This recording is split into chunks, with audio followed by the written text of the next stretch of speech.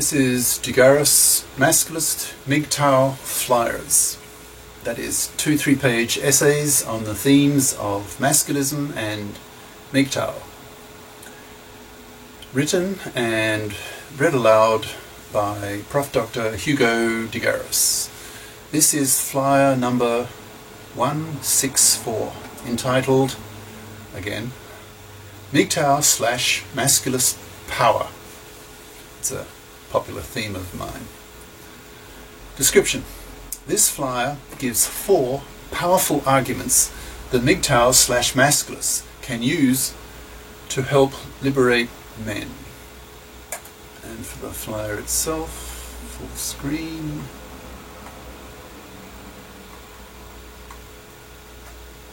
MGTOW/Masculist Power.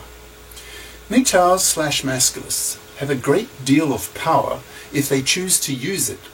This flyer lists and discusses the various forms of this power to make MGTOW/Masculists conscious of the fact, and then to incorporate that awareness into their daily lives and their behaviours with women, feminists, other men, and society in general. I'll begin with a list of the powers that MGTOW/Masculists have, giving each a label, often in the form of an, quote, argument label, and will elaborate on each later. In relation to women, especially fluffies, we have enormous power. We can force fluffies to be FIPs with the quotes, well, end quote. MGTOW/Masculists can force women to be FIPs, end quote, argument. We have the power to hit back hard against the feminists who most believe that they have a monopoly on gender issues. We Masculists/MGTOWs can use the, quote, hypocrisy of the fluffy feminists argument. We can scare young men into not marrying, not having kids with the, quote, toxicity of the fluffy feminist controlled divorce courts argument. We can force society, and particularly the gender politicians, to mend fair society and the gender laws with the, quote, population annihilation argument. So they're the 4 strong arguments. These 4 arguments are very strong and should be part of the consciousness of every MGTOW/Masculist. Probably most of you reading this already know some or all of them, but it's useful to bring them together in one powerful MGTOW/Masculist package. 1. The MGTOWs/Masculists can force women to be FIPs argument. Nearly all men are socialized and educated to be FIPs, financially independent persons. As males, we don't have much choice but to go out into the world, since we are genetically incapable of having babies. So what else is there for men to do other than going into the world and trying to manipulate it to our advantage? Since most men are FIPs, we have the power to force women, especially fluffies, that's traditional women who expect to be able to parasite off the money of a man, of a FIP man, to become FIPs as well. A fluffy can only be a fluffy if she can manage to get her financial claws into some manslave who's prepared to be parasited upon by his fluffy girlfriend or wife. But experience in Japan with the herbivores, and more recently in the US, has shown that men are waking up in droves and refuse to be parasited upon by fluffies. Fluffies are seen more and more by men as immoral, as parasitic, manslaving vermin.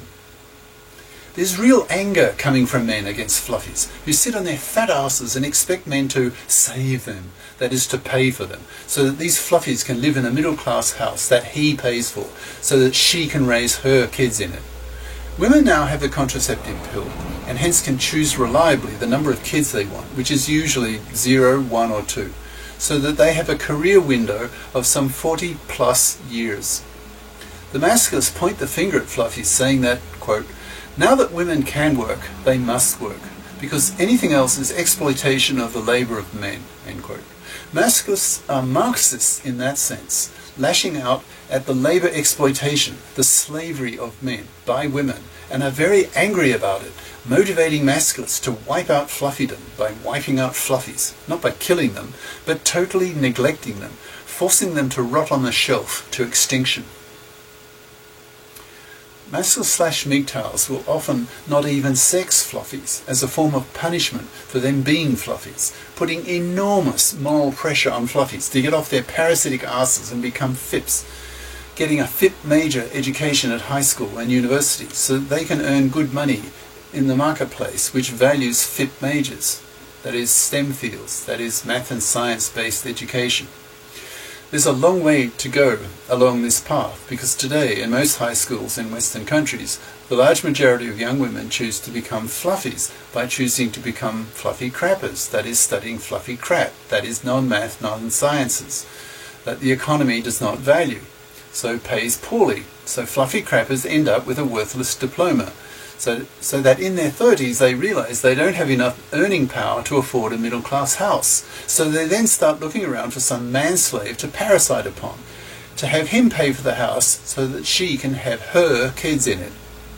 This parasitic attitude of fluffy crappers, that is the large majority of young women, is despised by the MGTOWs masculites who treat such women, that is the large majority of women, young women, as fluffies, as fluffy crappers, who expect to be able to parasite off a man.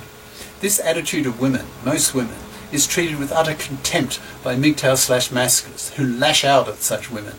Masculites, who are a lot more political than the apolitical, passive MGTOWs, spit at fluffies, refusing to go near them, and will only date and sex with FIP women, and even then not marry them, not give them kids, until the gender laws are made men fair, but that may take decades. So since we men are FIPs, we have the power to deny fluffies, fluffy crappers, from parasiting off men's money by simply refusing to have anything to do with fluffies, forcing them to rot on the shelf to extinction, that is, manless, loveless, sexless, babyless, poor, and increasingly shunned by a society becoming more informed every year of the massive gender injustice committed against men. 2. The hypocrisy of the fluffy feminists argument. The feminists feel that they have a monopoly on gender issues, which is ridiculous to MGTOWs masculists. But most feminists have not heard of MGTOW nor masculism, so by default have not had their masculist consciousness raised. They've had their feminist consciousness raised, lashing out at the lack of equal rights for women in past centuries, but remain largely ignorant regarding the more recent and massive gender injustices committed against men. Since feminists know nothing about MGTOW/masculism, by default they have traditional attitudes towards men, that is, fluffy attitudes towards men, that is, they see men as cash machines, whose purpose on earth is to pay for women to have babies and live in a house that he pays for. The MGTOW/masculists lash out at feminists for being fluffy feminists because they're still fluffies in their attitudes towards men. These fluffy feminists are hypocrites in the eyes of MGTOW/masculists because they want to have their cake and to eat it too. They want equal rights with men, that is, second wave feminism, and in brackets, I have no problem with equal rights for women. I feel that way out of a simple sense of justice. If I were a woman, I'd be a second wave feminist. But third wave feminists don't accept equal obligations with men. They reject the idea that women have a moral obligation to be FIPs, to share the burden of earning the living, and, in capital letters, not parasite off a man. This two-faced attitude of most feminists makes them hypocrites. Most women have a deeply ingrained attitude that men exist to serve women, to work for women, to be man-slaves for women. If a woman senses that some man will give her nothing, she tends to look on him as, quote, useless for her. That is, she cannot extract resources, /protein, /money from him. In other words, women see men as exploitable and not as human beings.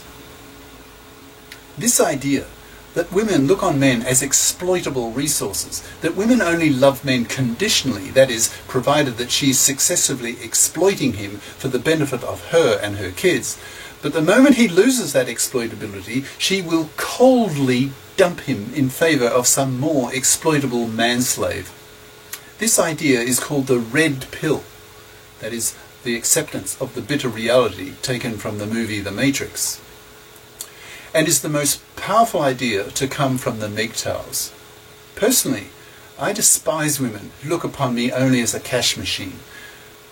I wrote a flyer which expressed my attitude towards such fluffies that was entitled, quote, "I'm more than a cash machine, you bitch," end quote. I get very angry at women who judge me purely in terms of how much money I make or have. I'm a human being and hence multifaceted with strong intellectual and ideational capacities that deserve recognition. If women don't see that, then they can go fuck themselves, literally. I want nothing to do with such women. When feminists dump on men in public, at public meetings, then MGTOW/masculists who are intellectually armed with the fluffy feminists are hypocrites argument can use it with venom to lash back at the feminists, explaining to the audience why MGTOW/masculists have such contempt for the fluffy parasitic manslaving attitudes of fluffies, and especially against the hypocrisy of fluffy feminists who want equal rights with men but reject equal obligations with men, expecting men to keep being cash machines for women.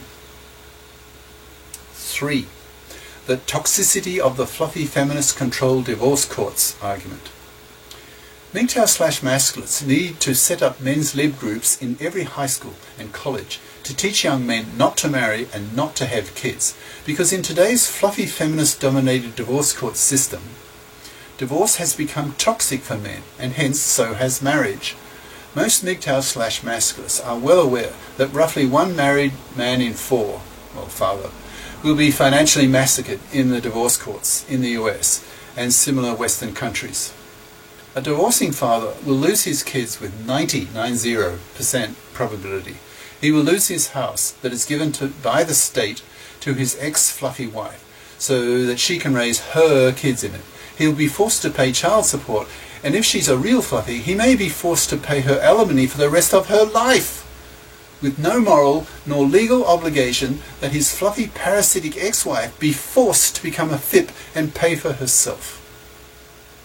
This financial massacring of divorced fathers is such a massive gender injustice against men that already 2/3, that's 70% of young men in the US and Japan refuse to marry and have kids, spending their money on themselves. In a decade, that percentage will probably be over 90%. Thus, young men are on strike and are waking up in droves to the toxicity of the fluffy feminist-dominated divorce court system that treats men only as cash machines. The unconscious attitude of the fluffy feminists who control the divorce courts is that men are merely exploitable objects. They are not human beings. Their function is only to pay for women to have babies. This attitude of the fluffy feminist divorce courts is truly hated by MGTOW/masculists. So it is not surprising that men in huge numbers now are going on strike, refusing to be treated as manslaves for women by being MGTOWs and masculists. The toxicity of the divorce courts, and hence marriage, should be a lesson that every man should know about in those countries that have fluffy feminist-dominated divorce court systems. This is a massive injustice against men and needs to be removed, to be fought against, because it is a moral abomination. If it's not removed, then eventually the whole population will get wiped out, which brings me to the strongest argument in the MGTOW/masculist repertoire, the most powerful strategy that the MGTOW/masculists have. 4. The population annihilation argument. The most powerful argument the MGTOW/masculists have in their population annihilation argument is their population annihilation argument, which goes as follows. If society and the gender laws are not made men fair, the MGTOW/masculists will wipe out whole populations by continuing to reject paternity. That's end quote. Governments cannot force men to accept being manslaves to fluffy parasites.